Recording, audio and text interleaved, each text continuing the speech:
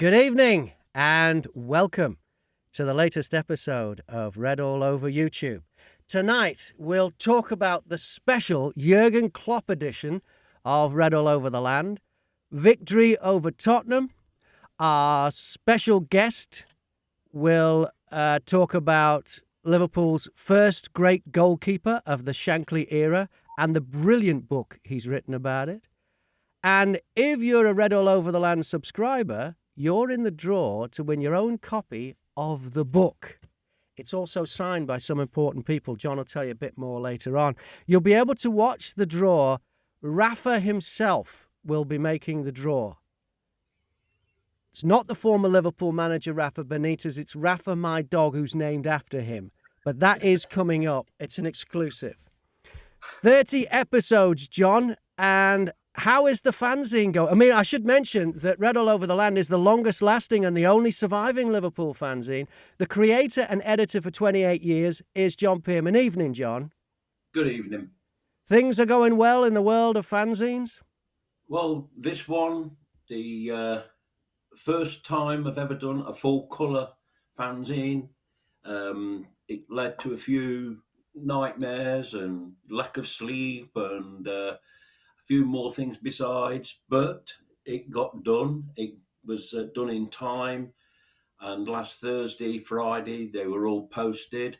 Unfortunately, we've had a bank holiday, so some might still be in transit, but on Sunday, when we put it on sale at Anfield, the fanzine sales were the best. I can't remember the last time we sold so many, but I'm going to say possibly 10 years ago. So well, it is a collector's item, John, and I would have thought at the Wolves game, which will be Jurgen's last game, they'll be hard to get. You're gonna run out of them, John. Hope so, and there won't be a reprint. Right, and you've had a special video made about the fanzine. Tell us about that and how that came about. Yeah, well, last Wednesday, I went down to Nottingham, met up with my nephew, who's pretty good at these things, and spoke to him about putting together a little promotional video for the fanzine, and he said he'd get it done. It took him maybe 48 hours because he knew it was he had to burn the midnight oil. He knew it was time consuming. Sorry, time wasn't his best mate. None of our best mates, is it really? And yeah, so we came up with a promotional video, and I thought it was absolutely superb, and everybody that's seen it has said similar. Okay, well, let's have a look at that now. This is the special... A big thank you to Adam, my nephew. And it was he was actually born just before Liverpool won the FA Cup against Newcastle in 1974. Okay, here's the video he's made.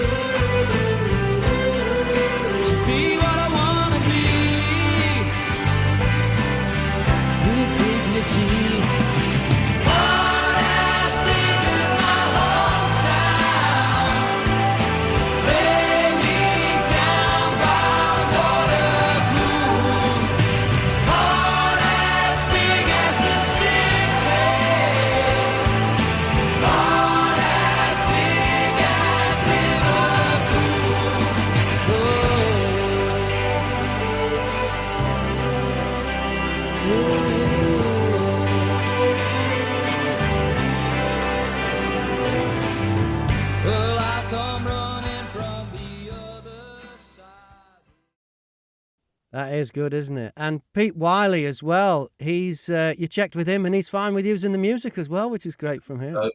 Yeah. Do you enjoy that, Peter? Yeah, that was very good. Well done.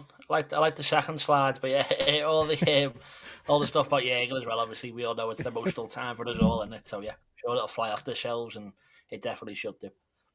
Yeah, and I actually think that heart as big as Liverpool should be played every game at Anfield, possibly at the start of the second half. George used to play it. You used to play it before the game, didn't he? Way before the kickoff, like about half an hour before. I don't know if he still does. He'll play it on occasions, yeah. But he has, as he told us before, he has a playlist that he has to adhere to. So Yeah. yeah. Well, if somebody wants to get that edition of the fanzine, they can't get to the match. Can they get it from redallovertheland.com, John? Yes, it's www.redallovertheland.com. It's a little bit more expensive due to the increase in postage that we have to use when we're sending this out. The weight of the it. Royal Snail has really put their rates up, haven't they? Especially for overseas. Yeah. But to say it's full colour, the very first full colour one I've ever attempted, and I must admit, personal satisfaction with it. I think it's excellent, and some of the articles are really, really good to do. There's a similar theme. They're all thanking Jurgen for his time and what he's achieved, and I think the final line of my editorial is that I think it sums it up. Jurgen is leaving Liverpool. Liverpool will never leave Jurgen. Yeah. And as he'll have some more time on his hands after the Wolves game, maybe we'll get him as a guest on the show. You never know, John. You never know. No, I don't know how we'd contact him, but He's hinted at doing punditry. He's hinted I at know it. he has. I know. I'll see him. I'm seeing a friend of his in a couple of weeks' time. I'll ask them. Before. Can you say who that friend is, John, or is that top secret? No, it's not. No, it's just somebody who knows him. Okay. Yeah. All right. So if you want the fanzine, so get it from redallovertheland.com. The latest one is a collector's item. It really is. It'll be on sale at the Wolves game at Anfield. Will it be on sale away at Villa? Yes, Steve's going down there. Martin may go down there, so we could have one or two sellers there. And hopefully they'll sell a few. And we're all going to an event at Hotel Anfield on the 16th, where they've got some of the coaching staff turning up, and we've been invited along to that. Nice one. So we may see who's at that and sell a few as well, hopefully. Yeah, you never know. So who's going to be at that? I don't know. Roy, if it's coaching, Roy Evans has got to be part of it, hasn't he? No, I think it's the current coaching staff. Oh, the current coaching staff. Okay, oh, yeah. I'm sorry. Right, okay. Wow. But not Jurgen. Okay, all right. Oh, well, you'll be able to tap one of them up. They'll have his phone number. Oh, yeah, I'm sure they will, yeah. Yeah. All right, and if you are buying the fanzine, Steve has asked if you could leave him alone when he's in the toilet, hasn't he? Yes, against Crystal Palace, it was a shocking game, as we all know. But before the match, Tom Werner walked past me.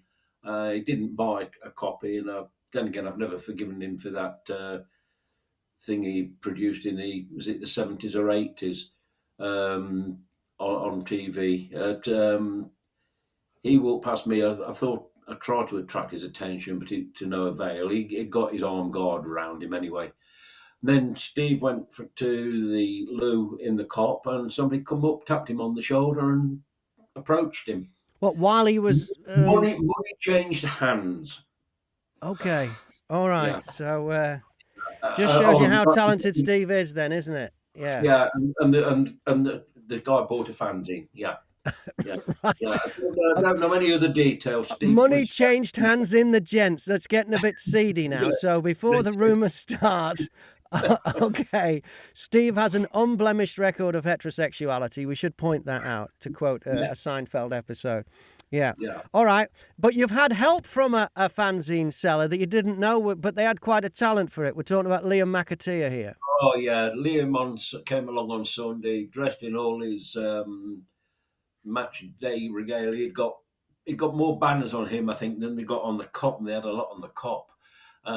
He was dressed as a match-going fan, and Liam's been a subscriber for a number of years, and he lives in Derry, but he's basically, I believe, he's from Donegal, and he came along, and I was actually approached by a film company. I think it was This Is Anfield, and they said, and while they were talking to me, he said, "Oh, I'll go over there and sell them for you." Well, you have to see him sell.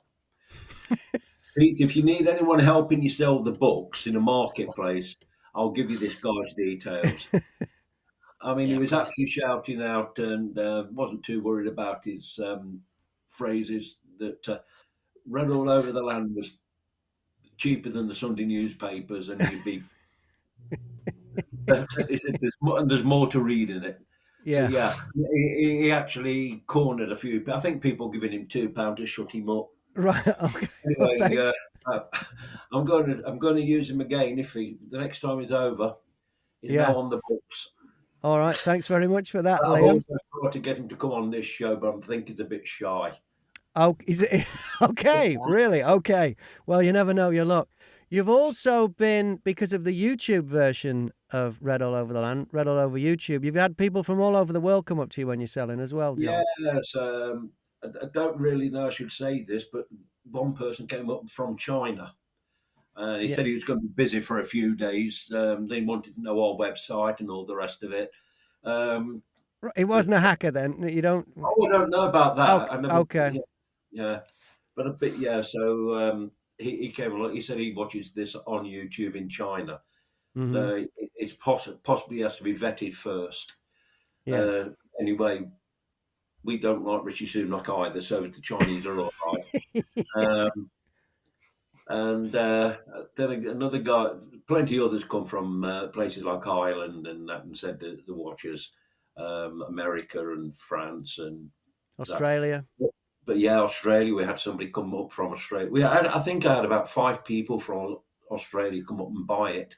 Hmm. And I should really tell them that you used to be on the air there, see if they know you. Yeah, last radio station I was on was 2GO on the New South Wales Central Coast, about an hour's drive north of Sydney, which is nothing in Australia. It's almost a suburb of Sydney, the Central Coast. It was called 2GO. It's called Triple M now. They changed the name of it. Yeah. But a guy came up from Philadelphia and he was a pilot, and I said, Philadelphia, Philly. He said, that's the home of Joe Frazier. And he said, yeah. And I started talking a little bit about boxing. He said, well, last year I said I was flying the plane, and one of the passengers was a former heavyweight champion of the world who had beaten Joe Bugner, called Tim Witherspoon. And I said, "Oh, right, was that interesting?" He said, "Well, he's that big." He said he took up. He said I had to look up to him, and this guy was big himself. Wow. But yeah, And he's watched us on YouTube as well. He watches on YouTube, so if he can get in touch with Tim Witherspoon, that'll be another contact. Yes. Yeah, he could do a column, couldn't he? Yeah. He could do, yeah. All right, well, let's meet us. Be a hard-hitting column. Yeah. Oh, I like what you did there, John. Yeah, knockout. So let's meet our guest before the puns take over. Peter Kenny-Jones is a football historian. He's a friend of the show. He's been on before. He's a writer and author. His latest book is called Sweeper Keeper Tommy Lawrence, the story of Liverpool and Scotland's legendary flying pig. Fantastic photo on the back of the flying pig. I mean, that is just superb. Good evening, Peter. How are you? Hello, I'm good. Thanks very much for having me. So what attracted you to the story of Tommy Lawrence then? Well, it's a great story, but if I'm honest, it was offered to me, but Hud and I went looking for it, which obviously is a good position to be in. I think the family wanted this story shared, and they initially went to Jeff Golden, who I'm sure many people have heard of, who's written a lot of Liverpool books. He was too busy to do it, basically, and recommended myself, and thankfully the family were happy with that as well. I was still working on the book I was doing before that, Crossing the Park, when I said yes, but I just knew it was too good of an opportunity to turn down. So I was a bit of a David Fairclough super sub. I came in and he got the job, and yeah, it's been a pleasure doing it. And is this one through Pitch Publishing? Yes, it is. Yeah. Yeah. Have they been good to you? Yeah, it's my third book with them now, so it's I think it was Dave Cottrell from the Liverpool programme. Like, he was one of the first people who gave me a chance to get paid writing jobs, basically. And he said, "Have you ever thought about doing a book?" And from there, I just sent emails out to loads of different publishers, and Pitch were happy to do my first one, which was on Billy Liddell. And then ever since then, they've said yes to every other idea. So that's always a good sign, I suppose. But yeah, it's just nice to get the book out there, and so when you see your name on the front page and people are nice to you, which they normally are, thankfully. And it's just it's quite rewarding, obviously, and it was great to do.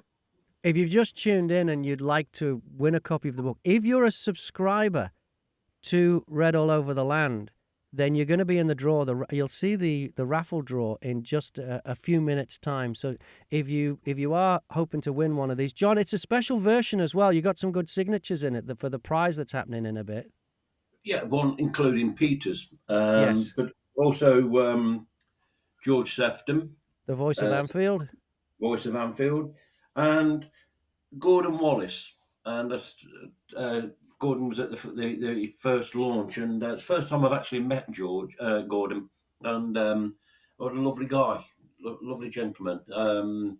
Still lives on Merseyside, and quite well remembered for, I believe, by scoring the first ever goal for Liverpool in Europe. Right, and that was against Reykjavik in 1964. Right, okay. And he was at the launch, was he, Peter? Yeah, so we already had the 4 launches, but he was at the initial, which Scott also came along to, and it was that was like a media day, and yeah, it was himself and George Scott. I call them, they're a bit like Ant and Dec. You never really see one without the other.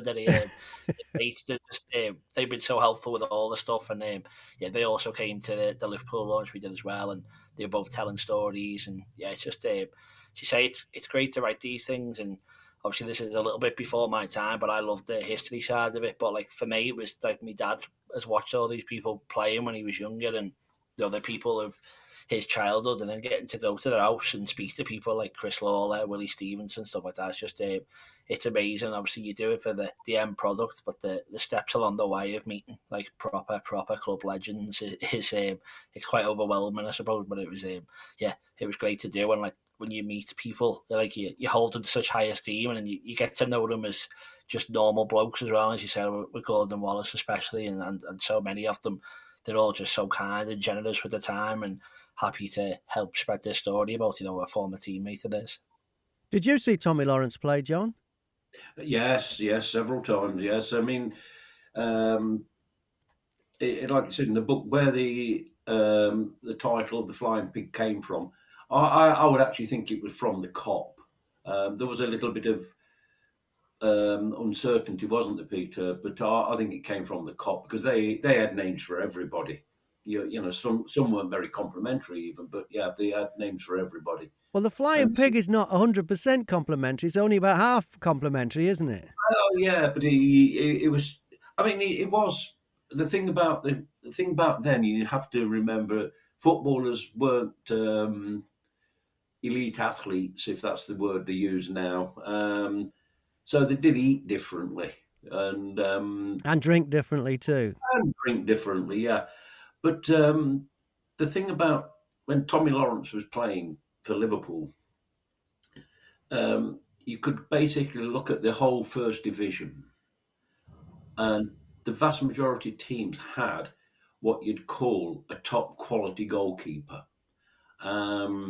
Just to name one was Gordon Banks, obviously.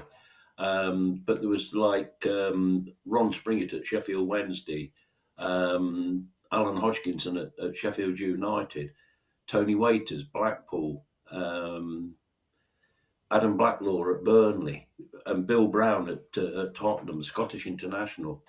And you got, and all these clubs, Manchester United, Alex Stepney, there was just goalkeeper after goalkeeper. So it was hard not to notice goalkeepers. And me, who had an ambition to be a goalkeeper, I failed to that as well. I used to watch goalkeepers, and I used to just think, they had different traits and all the rest of it.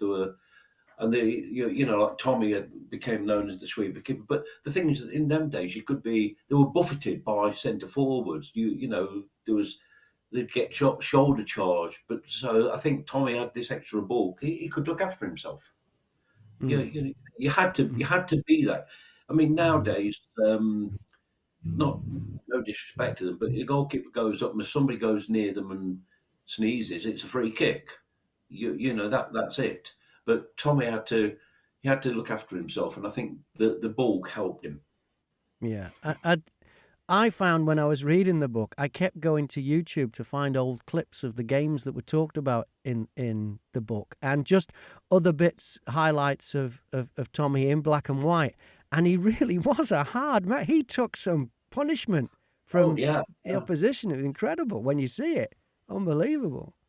Yeah, he was an imposing figure. I think it's important to say I don't think he was ever more than 13 stone, so I don't think he was as much as the flying pig as him. Yeah. I'd quite happily be the flying pig, I think, if it let that size go away with me. But yeah, I think there's that story in the book that comes long after his playing days, and he's playing like Sunday League level in Warrington, and someone goes through him on a corner, and all the players are rushing around. Obviously, he's in his 50s. Then you're all right, Tommy. He's like, oh yeah, don't worry, I'll get him back. And then the next corner, he manages to punch the ball and the strike his head about half the way down the pitch. So I won't be doing that again, will you? So I think, as you say there, it was him. As much as he was big, he definitely also made himself a bit bigger with how imposing and fearless he was as well. He became very famous again not that long ago because of the famous BBC interview. I'm going to play it. Do you want to just, because you basically start the book with this, which was an odd place to start. I want to find out why that was, but I think we should see it first. Everybody's probably seen it, but they mightn't have seen it for a while. Can you just set this up for us? It was Northwest Tonight, was it? Yeah. So it was the first time that Liverpool and Everton have played in a night FA Cup game since the famous one in the FA Cup, and they had extra screens up at Anfield, and it's the biggest derby ever because they sold out both Anfield and Goodison. The 67, yeah. Yeah, 67, so yeah, and it was the first time since then that they were playing a night game in the FA Cup, so they were just doing... So what year was this?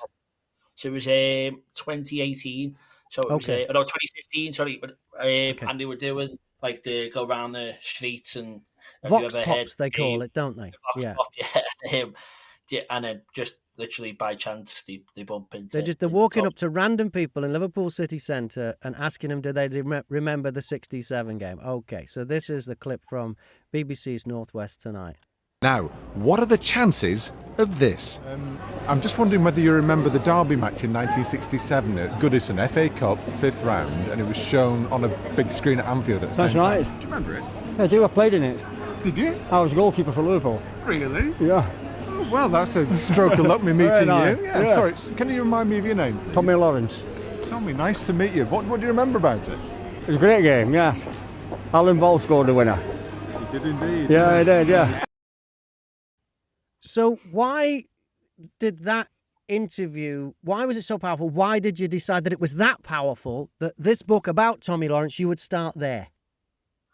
Well, it was just basically everyone who you speak to, Tommy Lawrence, they either go, the flying pig, or they go, I don't suppose you've ever seen that interview. And in all the greatest respect to everyone, if I've written a book and I hadn't seen that interview, I think it'd be a bit of an outrage. But like I've written a couple of books before. So obviously my fiance is a primary school teacher, and I've got in on like World Book Day and spoke about writing books and stuff before. And I was telling people, they always say like, "What's your next book?" And I was telling them, and this is like people like kids in year 2, year 3, and even they'd heard of this interview. And I just thought, if it's that far reaching, that people who they were not even born when he passed away, never mind his playing days. So it just made me realise, people are going to pick the book up and look for this. And I think, maybe it's one of them, if you read the first chapter while you're still in the bookstore and you go, oh, this is quite good, I might go and read the rest of it. That was my thinking behind it. But also, I think just because what happens at the end of the book, you see how important this moment was, that it got him back in the limelight, back into people's hearts as much as anything else, as much as the minds. And I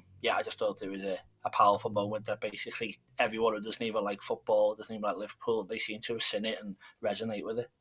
I mean, the chances of them doing a vox pop and bumping into a player from the game they're talking about are pretty long. The chances are in the millions to one. But with Tommy, you talk about it in the book, it was even rarer for him to even be in Liverpool at all.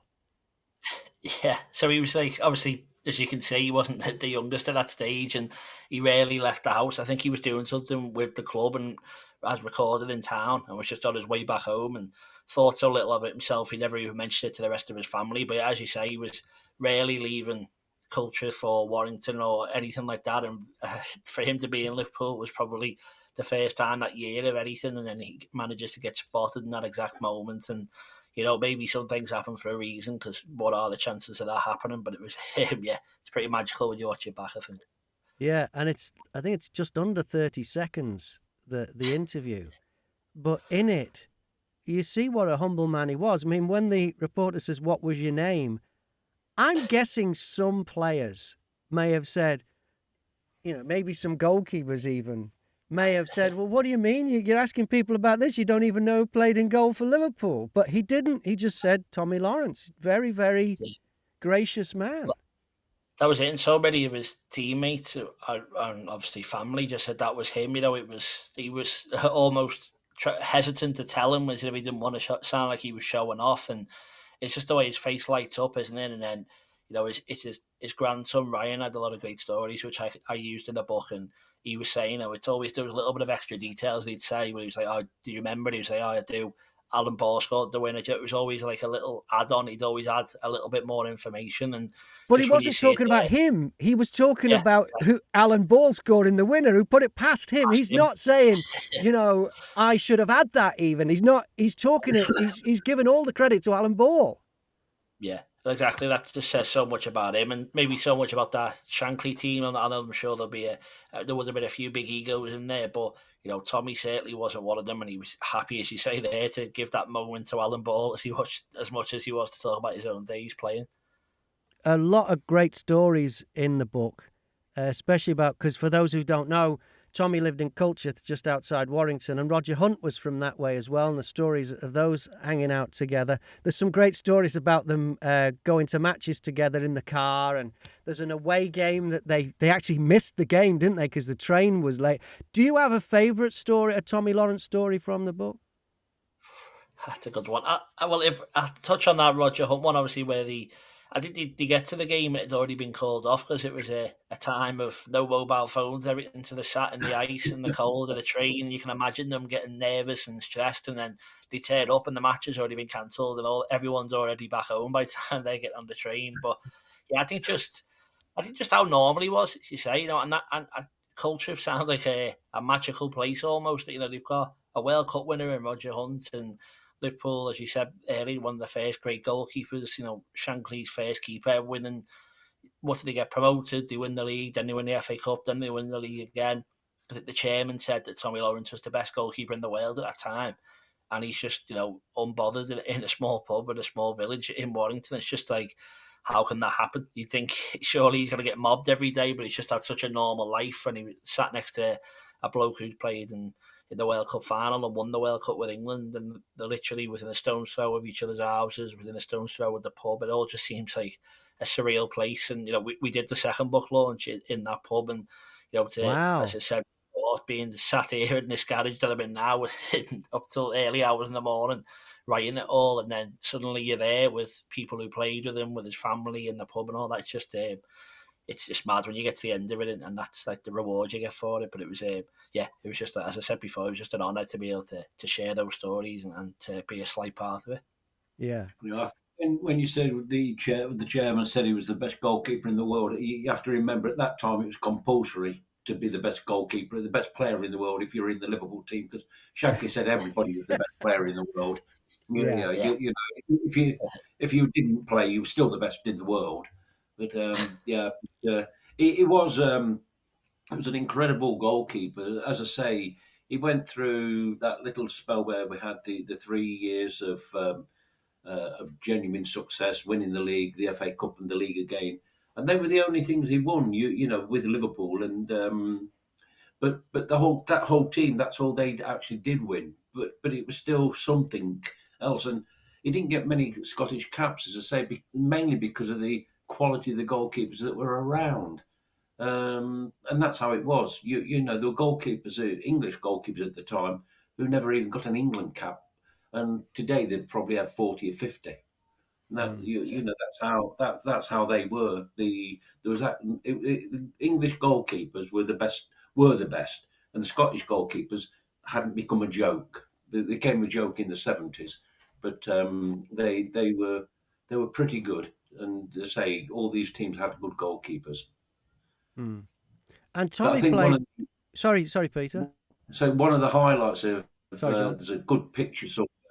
There's a good picture somewhere of in the book of Tommy saving a penalty in that 5-0 against Arsenal, the final. Sorry, not the final home game of the title-winning season, the first title-winning season, and it's taken. I believe it's taken from one end of the ground to the other, isn't it? And you can see Tommy outstretched and making this save, and it just sort of made you think. Then you know what a great goalkeeper, and the Kop loved him. They loved everybody, but they loved him. So Yeah, but that Arsenal game as well, especially they had like a celebration after those 3 seasons of win the league, win the FA Cup, win the league again, and it's quite ironic, as you said, he never actually went on to clinch any more silverware, although they were certainly unlucky in several competitions. We won't talk about the referee headed into Milan, but he was unfairly treated, and that he didn't get more silverware. But they asked him at that point what was the best moment of the last 3 seasons, and he said it was that penalty save, which maybe when you watch that interview so many years later, it's a bit opposite of not being about him, but he just shows how much that moment must have meant to him.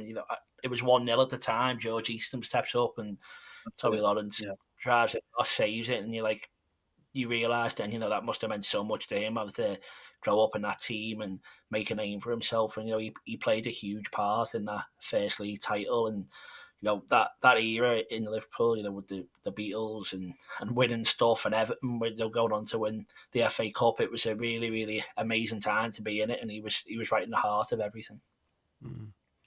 And he appeared for Liverpool over 300 times, but he didn't get a testimonial. Why was that?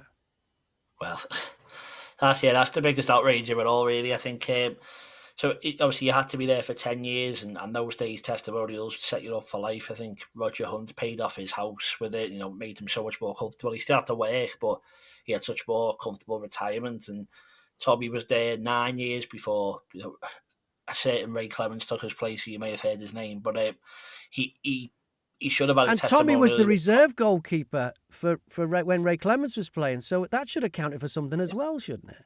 Well, definitely. And as you say, he went on loan to Tranmere in that he was allowed to come back and be on the bench for the European game. So he was still part of the club. And as you say, he was there for a good few years before he broke in as well. And it was agreed that he would have a testimonial. Then it was agreed that Tranmere would take up the testimonial for him, which was already a bit of a joke because he shouldn't be having a testimonial at Prenton Park, and no disrespect to Tranmere, but everything he'd done at Liverpool, he deserved his Anfield Day. But then I think it's a mixture of they forgot, he was too proud to remind them, and they probably thought, oh, it's only Tommy Lawrence, we'll get away with it. But it just never came to fruition. And as I say, he was too proud to be knocking on doors and demanding that he got the game that he desperately needed for the rest of his retirement. And yeah, he was robbed of that. And as you'll see in the book, that led to some pretty dire circumstances after his playing days. Yeah, he did. He was battling a couple of demons, but he wasn't scared of hard work. He went to work at Ryland's Wire Factory in Warrington, didn't he? And it wasn't like he was in the office or anything, or in the PR department as an ex-player you would think would be. He was down on the factory floor, wasn't he?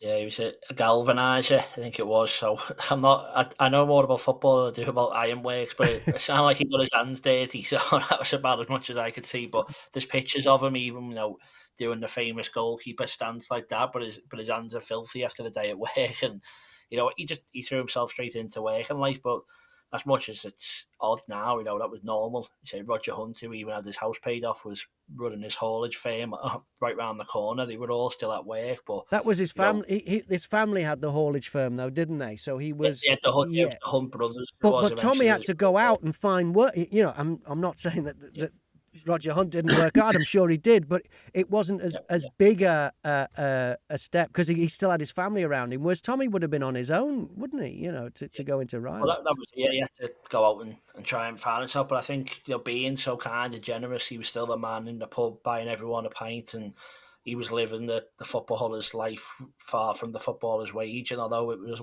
you weren't exactly the most well-paid players, and in those times it was still more than being a galvaniser in Warrington Rylands. So it was yeah, it was a bit of a fall from grace. And then, as you say, because he didn't have that financial security, I think he fell into a bit of a hole, drinking and gambling. But I think it's important to say I don't think he was an alcoholic or a gambling addict. I think he was just drinking and gambling like he used to, but just could no longer afford it. Was too proud, like he was with his testimonial, to be saying he needed help, and just got himself in a hole where he eventually lost his family, lost his house, and was really at rock bottom. But the club's stepped up now, haven't they, as far as ex-players go? I mean, they earn a lot more during their playing career now anyway, and if they're smart, they keep hold of it. But ex-players are treated a lot better than that now, aren't they? From speaking to many, I wouldn't say definitely. Like, to be fair, Really? I'm not going to say who and why, but yeah, there's a lot of people who are of a certain Because Tommy age ended who- up losing his house and his marriage broke down as well, didn't he? I mean, Yeah, of course. it was Yeah, yeah. he got as low as you could probably get. He was homeless. He didn't. I don't think he told anyone, and I think he was too proud to say what happened. But where he was found was a place where you go if you've got nowhere else to live. So you're not going to go there if you've got a small flat or whatever to rent. He was there because he had to be there. And yeah, I think a few of his teammates have said, I don't need to say who it is or whatever, but they've all got, I'd say, a bit of disrespect for the club and the way that they're treated. I think nowadays that they're all millionaires, and all you really need to do as the club is look after this generation and possibly the one just after them. And nowadays Virgil van Dijk's not going to be coming to the club, you hope, in 20, 30 years' time asking for some help, as he's got more than enough money, and so for all the players. If you give 1 week's wages to some of the elder players who are there now, you'd change their lives, and they all deserve it, because we talk about the silverware they won and the memories we've got. We look at that Champions Wall with such pride, and yet we don't seem to treat all the people who have put those numbers on there with the same respect that they deserve. And has his family done any campaigning or anything on? Well, they did like the Shankly nights. His daughter Tracy, she did like the Shankly nights, where it was to kind of help raise a bit of money. Obviously, get all get the players back together was the main thing. It wasn't just a charity thing, but obviously they did it so they could help raise a bit of money. You see like a lot of open mic nights and after dinner speeches and that now, which obviously players from even like the 90s and how to do it, and that shows that they need a bit more money. But I say it's not it's hard to say without trying to mention people, but they definitely could be helped more, and the club could do a lot more in my opinion. But obviously maybe that's my job at the club. And when you think of the names and the history of the club and the foundation that Shankly built, I mean, we did the night with Ian Callaghan, didn't we, John? And he was fantastic. Yeah. I don't think he's got any worries, because I don't think he would accept any money on that night, would he? No. Well, I mean, it was only in a pub, wasn't it? And, yeah. But just going back to Tommy, in 1999, the fanzine organised a Shankly Day at Anfield, to celebrate the 40th anniversary, the then 40th anniversary of Bill Shankly becoming the Liverpool manager. And using the resources within the club that we could do in them days, we managed to get the vast majority of the 1974 Cup winning side and the 1965 FA Cup winning side. And Tommy was there. And the players that you just mentioned, and how things are, the vast majority of the 60s team came up into a lounge, and we were talking to them, and say Tommy was there because he was the goalkeeper. I wanted to talk to him, and we had Ian St John was there, and Ian St John, of course, had been he'd been a television celebrity with the St and Greavesy, and he'd gone into management, he'd done other things, and as a journalist, I think at the time he might have been working for one of the local stations, because he used to criticise Gerard Houllier quite a lot. Yeah, he's on the radio. I think he was on Radio City, wasn't he?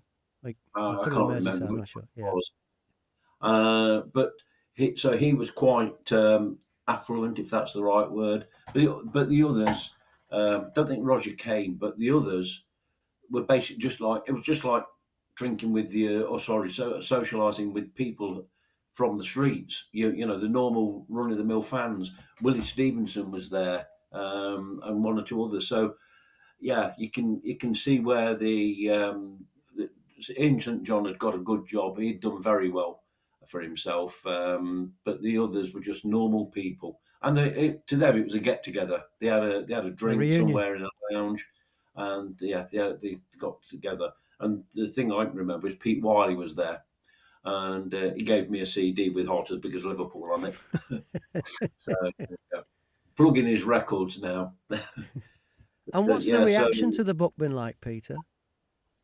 Yeah, all good. I suppose, it's I'm always a bit nervous when you put it out there. You spend a lot of time, you try your best to do the best job you can, but it's so far, touch wood, no one said anything bad yet, so that's always a good sign. And it's it's like, his family, I was listening to them first, and they were like saying there was some stuff in there that even they didn't know. When you're seeing stuff like that, obviously, you've done a bit of research, so it was it's all been rewarding. And I thankfully no one said anything bad, and please don't use that as an invitation to find something bad to say. But I was actually looking through some old newspapers. This is a long time ago, and I think it was the 1961-62 season. It might have been the promotion year, or if it wasn't, it was this following year. And it was when the Reds, the Reds played the Whites, or the Possibles played the Probables, whatever it was called. And the headline in the Liverpool Echo on that Saturday evening was Lawrence was the star. He was like the number, and it was. Don't think Jim Furnell had been signed at that time. I think it was Underwood may have still been there. But the paper actually highlighted Tommy Lawrence as the star of the show, the man on display. So that was either 61 or 62. Yeah. So yeah. Well, it's a terrific book. I've done a review of it in the latest Read All Over the Land, but you really need the book itself. If you want to get it from Amazon, there is a link already in the description if you're watching this on YouTube. If you go to that and click on that, you can buy the book directly from Amazon right there. It really is a great book. It's called Sweeper Keeper, Tommy Lawrence, Liverpool's... Well, actually, I'm trying to read it off the screen on there. I'm holding the damn thing in my hand. Title. The story of Liverpool and Scotland legendary flying. Why is the title so long?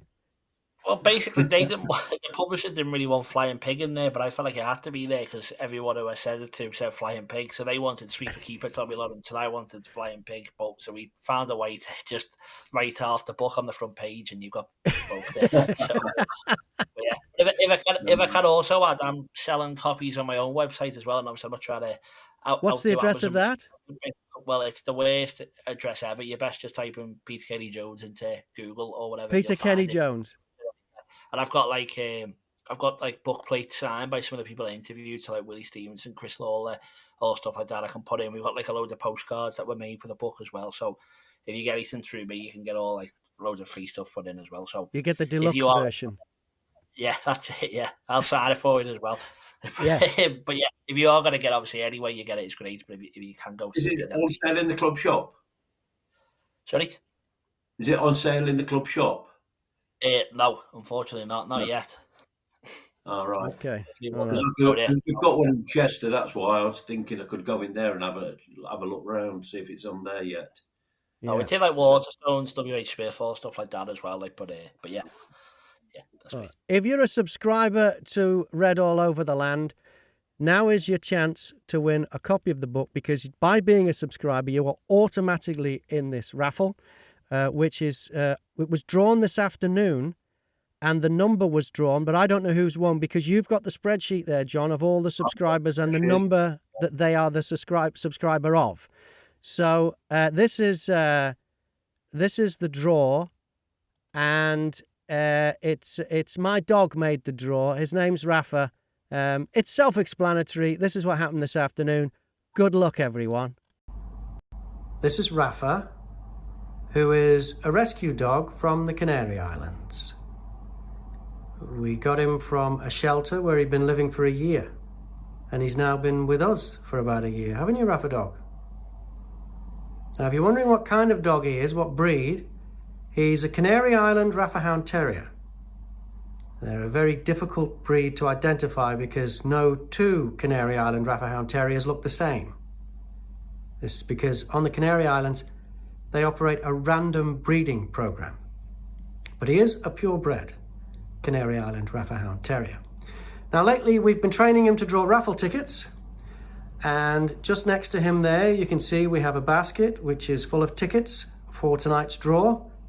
there are around 300 subscribers to Read All Over the Land, and if you're a subscriber, your subscription number is on one of those. Well done, Rafa. Now, if you could just pick one out for us. Just pick one out. No, he didn't get one that time, mate. We'll have to bring in his handler, I think, his trainer. Julie's going to see if she can get him to pick one of the tickets. This could be your ticket. Go on then. Pick one. Pick one.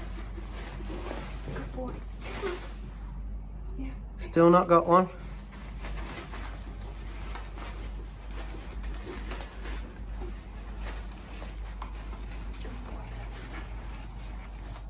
Pick one.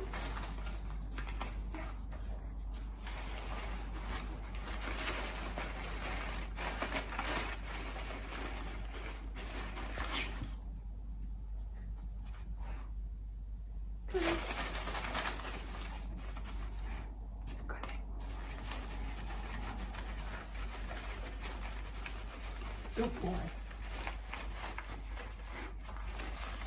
Oh, he's got one. There it is. There's the winner. Good boy. Okay, so the lucky winner is number 157. Well done. Good boy. So number 157. Well done, Rafa. He did all right. no, Now, you just- will notice there was some bribery involved there to get him interested, but it wasn't to influence him on which one to pick. I want to make that very clear. Yes. I want to tell you who number 157 is. Yeah. Bear with me just 10 seconds. There we go. It's Alan Mather. No, sorry. Alan Mather. Yeah, Alan Mather.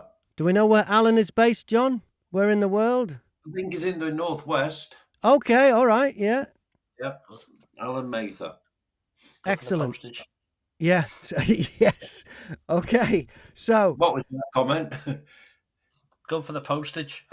Oh, yeah, this is in the yeah. Northwest. You might want to just take it round there, John. yeah. Yeah, So Alan okay. Mather. So A that's the long-time book. subscriber. Yeah. What's next then for Peter Kenny Jones? Because you've done the one about Billy Liddell, you've done the book about Crossing the Park, the players that have played for Liverpool and Everton, and now, of course, this one on Tommy Lawrence. What's next? Well, I get married at the end of the year, so I've put writing books off for him just for a bit. But I have started a podcast, which is where I am sat right now. So I've actually got my mic here. Look all professional. Oh, there look it at is. that. Yeah, good stuff. But yeah, so I've done my second episode just come out today. So I've first one I did Chris Pajak from Redmen TV. Today Howard Gale's just come out, and then I've got like Gregory Vignal, I've got Phil Borsmet, George Scott, and then I've got a few non-Liverpool people coming up as well. Like, but yeah, that's what I've been up to. So And what's it called, the podcast? It's the Football Historian Podcast. So if The anyone Football wants to, Historian Podcast. Yeah, I used to do some stuff. I used to have a regular show on Podcast Radio, which is a radio station that plays podcasts. And I got to go to the podcasting show in London a few years ago. And I spoke to Johnny Vaughan. Remember him from Breakfast TV and whatever? He's on Radio X at the minute, or XFM, or whatever the hell its latest name is. And I asked him a question, because you know there's so many podcasts. I said to him, are there too many podcasts? And he went, no. The people say there are too many YouTube videos, which is a good point, you know? The more the merrier. What's it called again?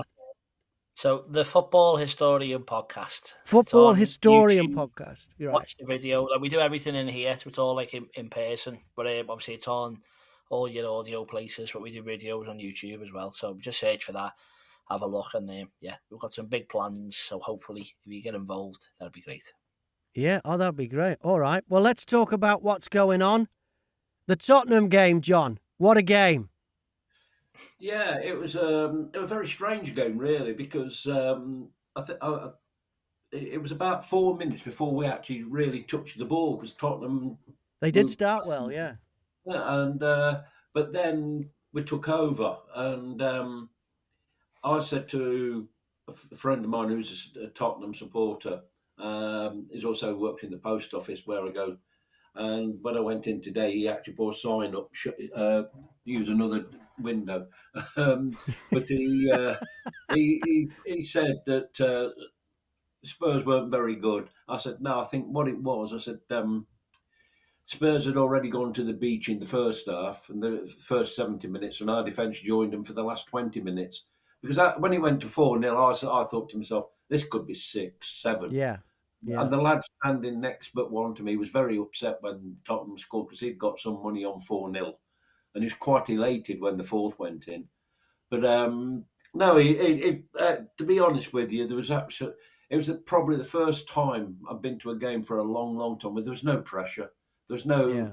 Yeah, you felt that. Even watching it on TV, that came across, John.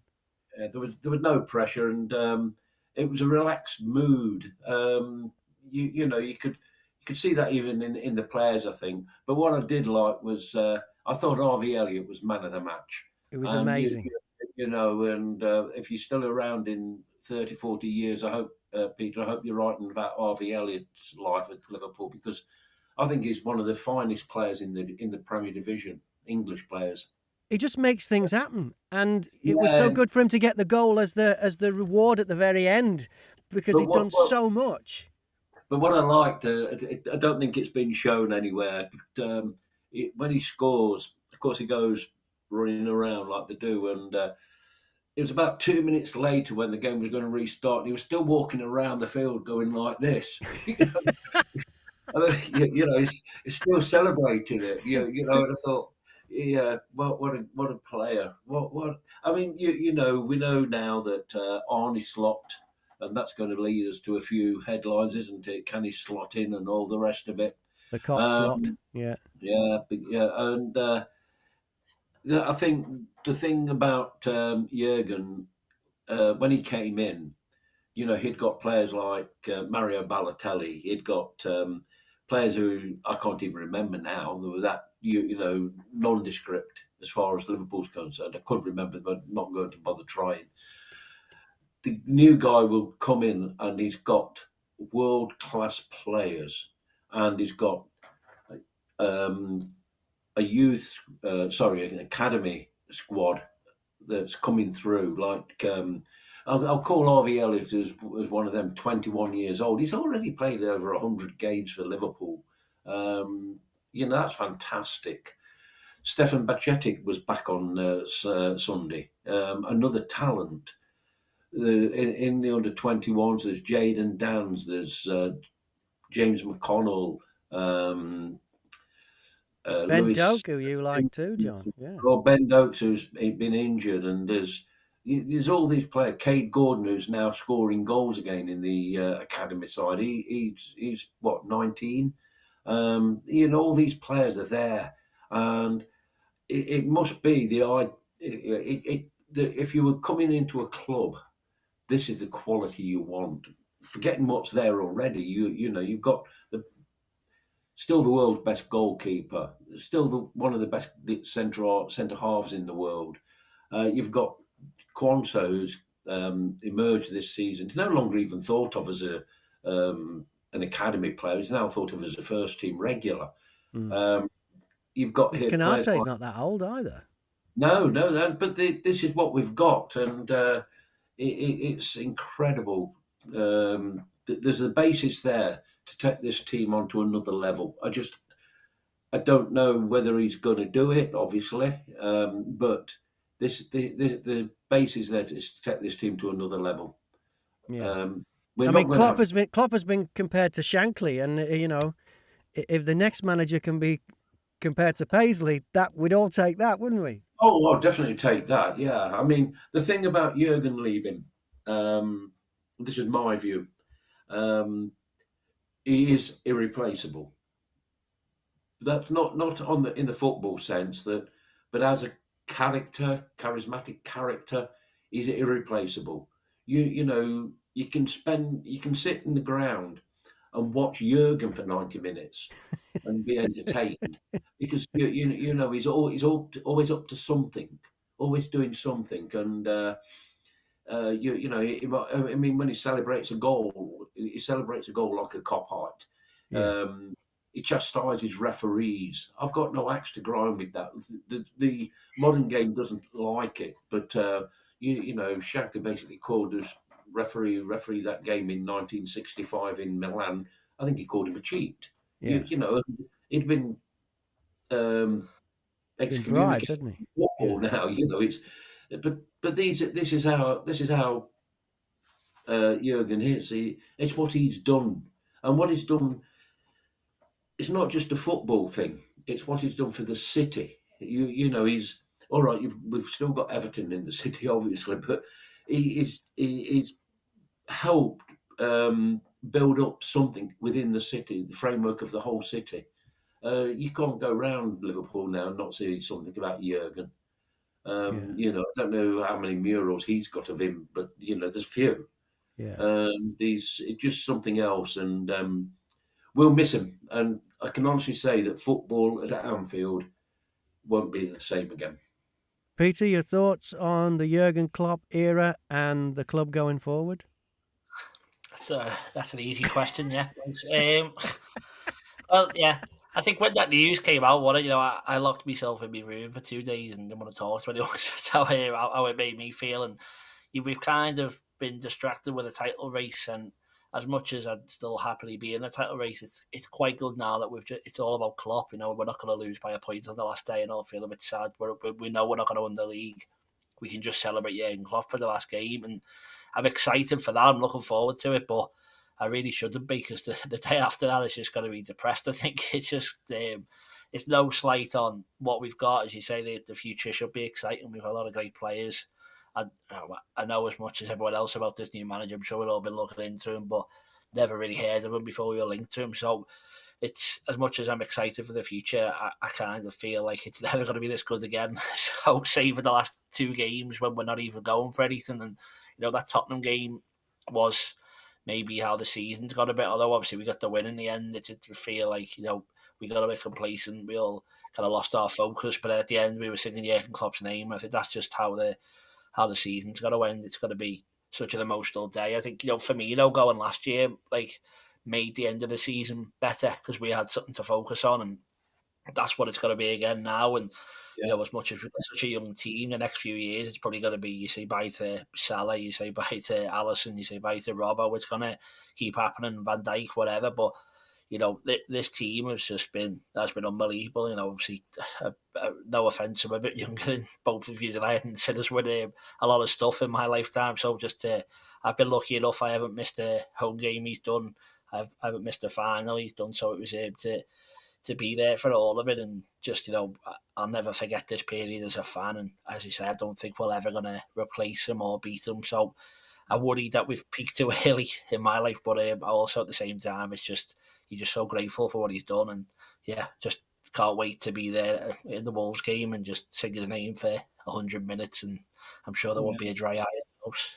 I think that's it. Yeah, apparently Kleenex are sponsoring the game. Yeah. Do you know if there's any plans, John? Any actual definite plans from the COP to do anything special? Is a mosaic talked about? There's a mosaic going to happen, but I think it's all basically going to be down to the fans. The fans will deal with it. Yeah, it won't be like one of these clubs where they give out plastic flags. No. No, definitely won't be doing that. And it's like last Sunday was the nearest date to celebrating the 30th anniversary of the COP's last stand. So there was a lot of flags on the COP. The idea was to do that so they don't interfere with Jurgen's last game. I see. Okay. That's the plan. And so it's the fans. It's up to the fans. And I can say now the fans are going to certainly make it something special. Special. And you're right, Kenny. There won't be a dry eye in the place. And Jurgen will cry as well. Yeah, he will. Well, he was going. I watched the Tottenham game on TV, and during You'll Never Walk Alone, they did an extreme close-up on Jurgen Klopp. It was just, I don't know if it was just his eyes. And you could see there was a little bit of, there was some he was holding it back there. There was moisture. There really was. So the Wolves game. But we've got Villa first on Monday. How do we reckon that'll go? Well, doesn't really matter now, does it? Because Villa look like they're going to be in the top 4. So that's they've achieved that. That's incredible achievement for their manager. And what we should remember is that, go back to last August, the teams that were being tipped for the Champions League included Newcastle, Chelsea and Manchester United. they're now fighting for the consolation places. And that's, to me, that just shows what we've achieved this season. But Villa have done very, very well. They've got a very good manager. And so there'll be no pressure on either side that night. So maybe we can go there and win again. We normally do. Yeah. All right. Well, let's hope the future is bright, and let's hope the season ends well. Hey, what's that, John? Future is red. The future is red. Yeah. Well, on that, I think we'll leave it there. Thanks, everyone. Thanks for everyone that was watching and sent your thumbs up and your comments in. Mark Dean, really sorry I didn't get to yours, but we can't get to everyone, and it says you did tune in late, so maybe you should go back and watch the beginning on YouTube, because this stays on YouTube for, well, the first one's still up there, isn't it, John? So we don't know how long they keep them up there, so it might be forever. We may be making history here, and maybe Peter will be writing a book about Red All Over the Land one day. But his current book is Sweeper Keeper, Tommy Lawrence, the story of Liverpool and Scotland legends, story of Liverpool and Scotland's legendary flying pig. Thanks, everyone, and as always, please remember, you'll never walk alone. Thank you very much. Thank you. Thank you.